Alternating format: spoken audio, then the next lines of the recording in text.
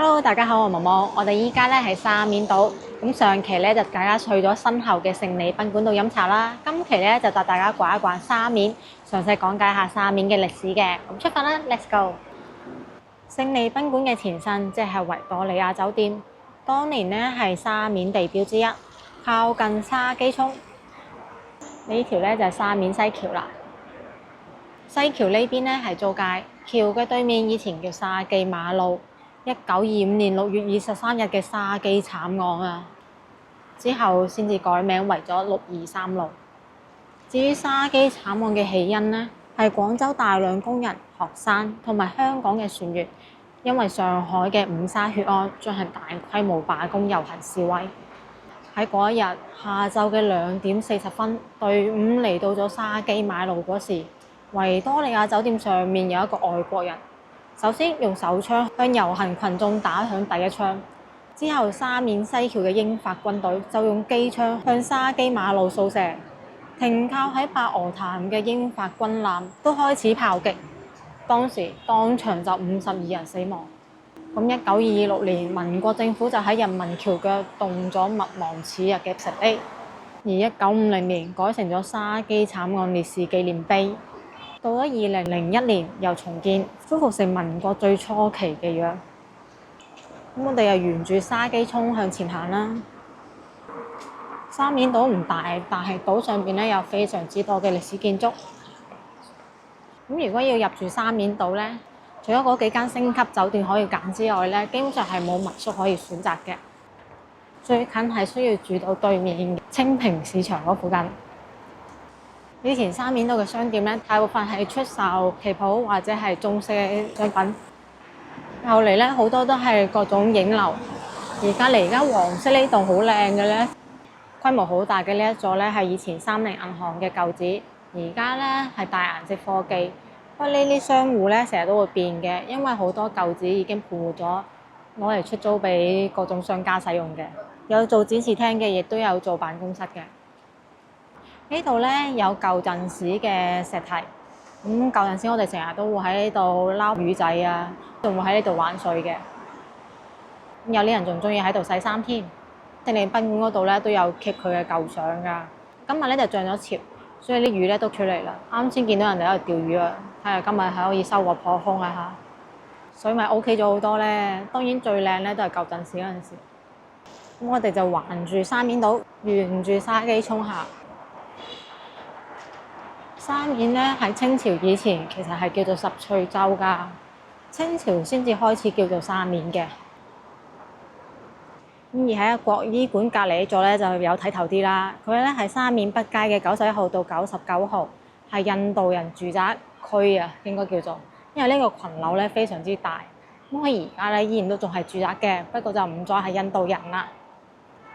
但人哋 lock 曬門、lock 曬閘嘅，就唔係可以隨便參觀入去嘅地方。不過好過癮嘅咧，佢依然都會有信箱，咁啊時不時就會見住炒一啲好舊嘅報紙喺度啊。而呢條橋咧就係我哋上一期喺地鐵站度行過嚟嗰條橋啦，非常之靠近呢個黃沙地站 F 出口嘅。咁我哋講翻沙面島本身嘅歷史啦。唐代詩人陸龜蒙嘅詩寫話：厚利多來十翠洲，呢種傳統就一直延續到清朝咸豐年間。文人雅士又特別中意交流呢種心得喎，所以古料記載相當多。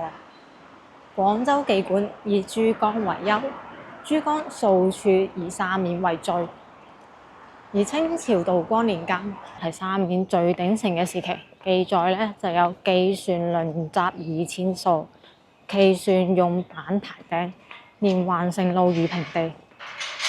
當時過沙基涌啊，唔使行橋添㗎，直接穿船而過就可以啦。正因為連環船，所以咧喺咸豐丙辰6月一場大火，連船帶島上面嘅料啊一齊燒晒。後嚟咧南海縣令禁止重建，自此之後廣州之最就變成咗陳塘風月嘅陳塘啦。有興趣嘅觀眾可以睇翻我拍橫珠基路嗰期，拍咗當年陳塘第2豪華嘅永春園現況㗎。沙面島嘅百年建築咧，除咗有各式洋行舊址、銀行舊址之外咧，仲有2棟百年教堂嘅。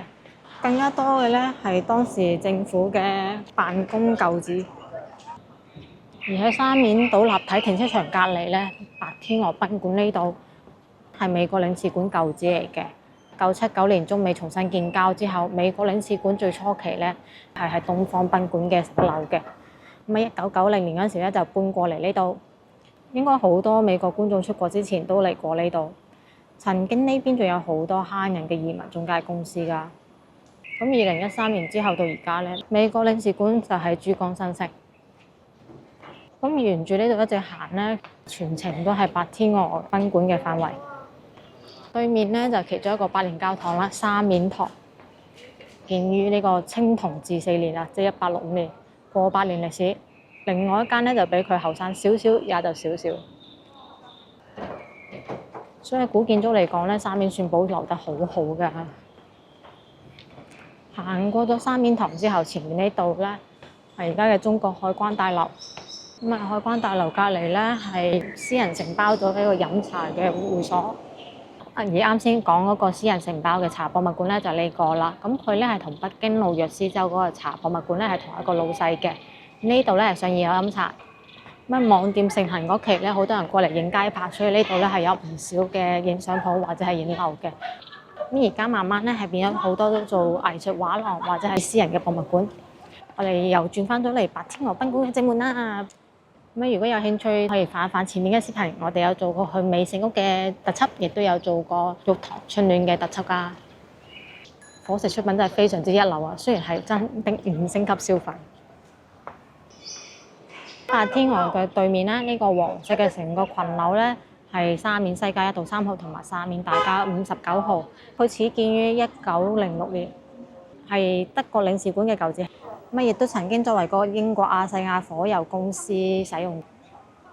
呢間咧真係可謂之沙面島上面最老嘅七仔啦。以前成日都會過嚟呢度篤下魚蛋嘅。佢隔離咧係沙面賓館，冇咁高升，消費就自然實惠啲啦。佢對面就係玫瑰園啦。我哋又之前做過一期嘅啦，有興趣嘅又可以睇翻嗰期啦。玫瑰園隔離呢大片嘅草地咧，以前就係我哋心目中嘅樂園啦。雖然阿爸阿媽好中意拎我哋去白天鵝度打卡，但係我哋更加中意嚟呢度跑一跑去草地啊！嗰時我記得有嚿石頭好出名㗎。因為嗰時都不停㗎嘛。而家大咗咧，就知嗰嚿石頭嘅來歷啦。個鐘咧就有好長嘅故仔啊，而且非常之有趣啊！我哋過去嗰嚿石頭身邊先。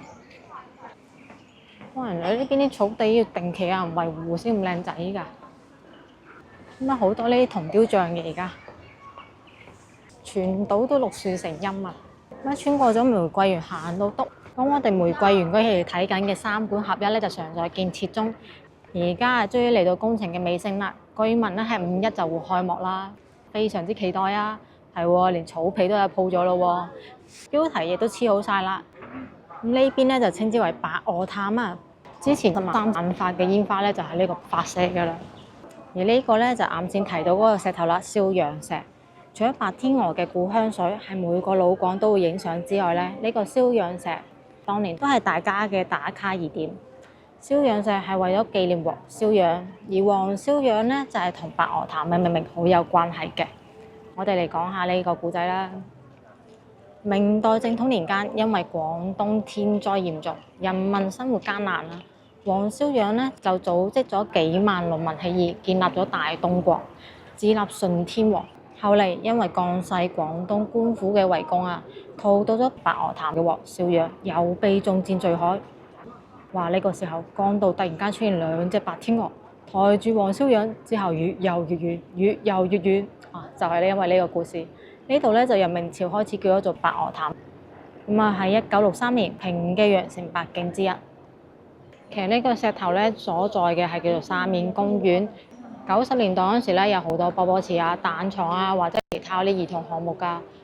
反正我哋一日到嚟咧，就好似冇掩雞籠咁樣，非常之開心。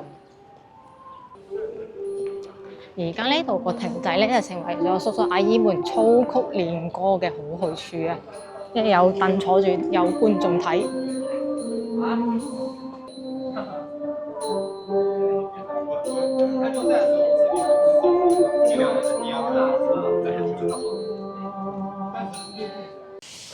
除咗兩個教堂過百年歷史之外咧，呢個網球場都唔少嘢㗎。佢咧係1905年就建成㗎啦，名副其實嘅百年網球場啊，係廣州最早嘅網球場。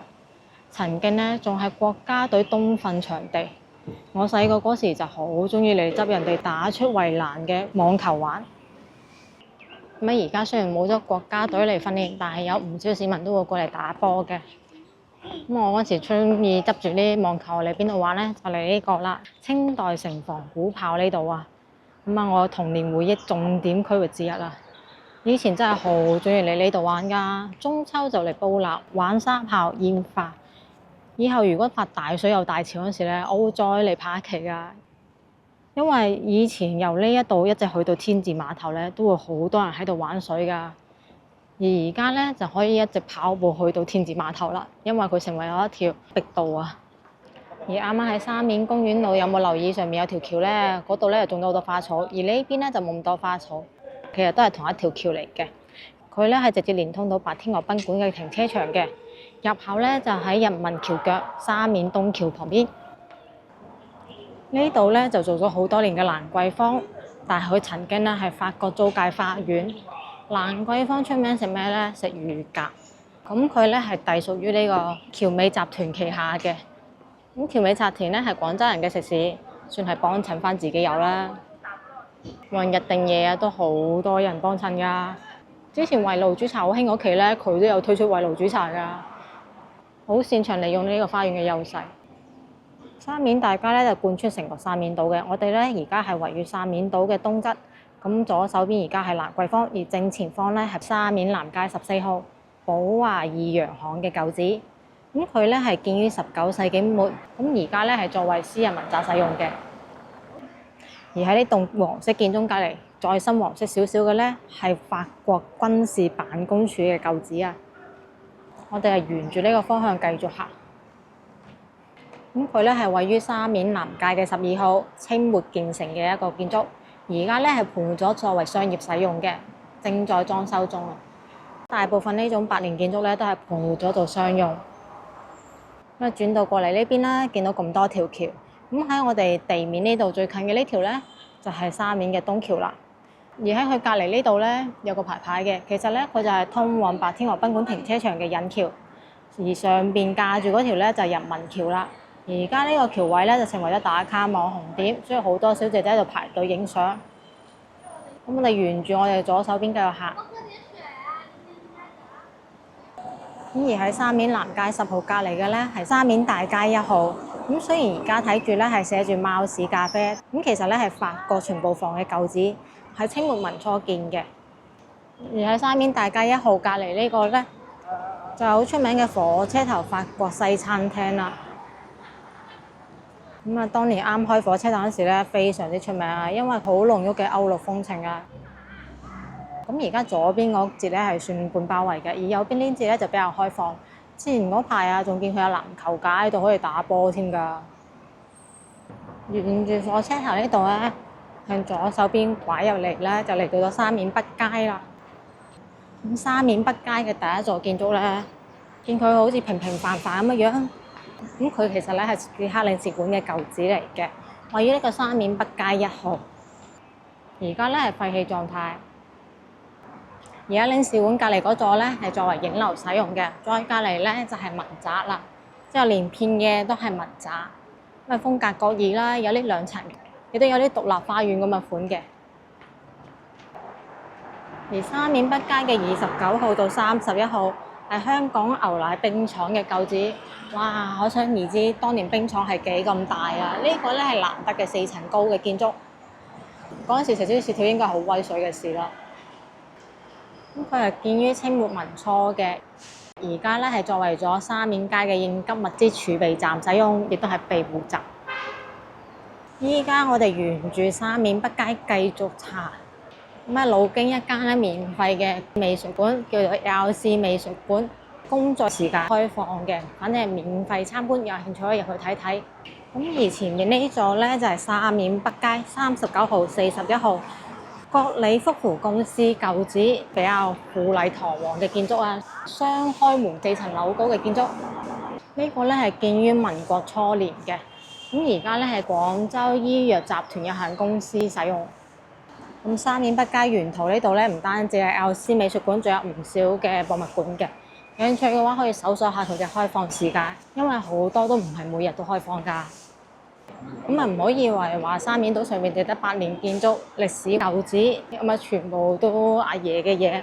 咁其實有唔少集團咧都會喺呢度開設辦公室嘅。但係對我嚟講，最熟悉嘅話咧，都係呢個廣州市沙面游泳場啊。咁呢個游泳場咧係喺1887年建成，已經有成137年歷史啦，係全國最早嘅室內游泳池。咁我以前咧喺度長期游過早泳㗎，嗰陣時幾蚊雞就有交易啦。依家咧就重新裝修咗，收費咧亦都高咗唔少。咁啊，全日都係20蚊嘅。冬季嘅話咧係合溫池，咁佢入邊咧係25米嘅西池，浴室咧係一直都有隔間嘅。如果話回國小住想話 book 場做下運動嘅話咧，基本上係喺微信小程序群體通入邊 book 場嘅，亦都可以購買門票。當然門市部呢度咧亦都可以付現金買票嘅。咁行過咗沙面泳場之後咧，我哋又回到咗勝利賓館啦。而勝利賓館前面呢座咧特別歐陸風情嘅咧，佢係匯豐銀行嘅舊址，非常之多人會選擇喺呢度打卡影相㗎。可能因為而家小姐姐太自覺自動打卡影相啦，所以將個影樓都做低晒。而家好多都成為咗餐飲店。咁我而家行緊嘅呢條路嘅盡頭，呢座咁高大嘅建築咧，佢勁啊！舊陣時嘅美國領事館係舊到咩時代咧？舊到民國同美國建交時嘅領事館。沙面大街而家咧係佈置到好似公園咁樣嘅，開放式，好休閒。成條沙面大街咧就貫穿沙面島嘅中央啊！呢度嘅翠洲社區咧，其實就係指明咗以前曾經叫做十翠洲啦。呢棟咧係建於1881年嘅，作為太古洋行使用嘅建築。曾經咧美神集團喺度辦公過嘅，不過而家咧就撤出咗，所以暫時咧係丟空狀態。算係2層半高嘅樓高啦。咁洋行隔離咧就係國家5鑽級酒家陶賢軒，入邊咧亦都有一個博物館嘅。酒店本身嘅博物館，因為佢座建築本身咧有過百年歷史，係廣州首家博物館食府啊。